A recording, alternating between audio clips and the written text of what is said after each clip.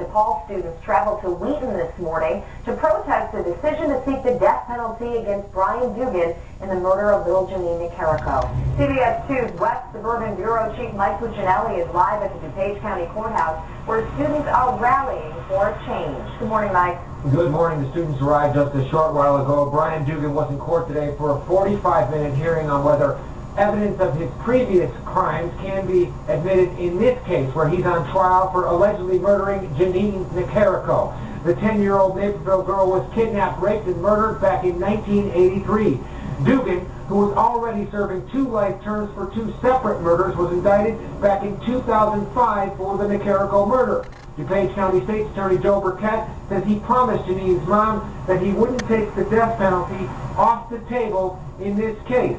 Now, Dugan, who has said in the past that he'd plead guilty in the case in exchange for life in prison without parole. Most recently, he told that to a DePaul University student who was granted a jailhouse interview by Dugan on Sunday. That activist talked about how he got Dugan to consent to this rare interview.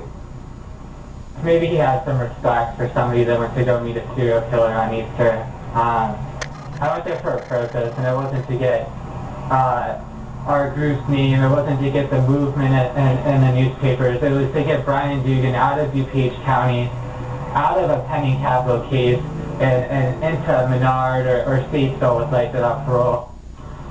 Elliot Slosser, who you just heard from there, is the president of DePaul Students Against the Death Penalty. They just arrived here moments ago. They were expecting a busload of kids to arrive about an hour ago. Instead, only a handful of students got off that bus just a short while ago. Apparently, the weather conditions really cut into the numbers they were expecting. Now, what they intend to do here is hold a candlelight vigil in honor of the victims of Brian Dugan. In addition to that, they hope to drive home the point that life in prison without parole is the best option instead of death in this case.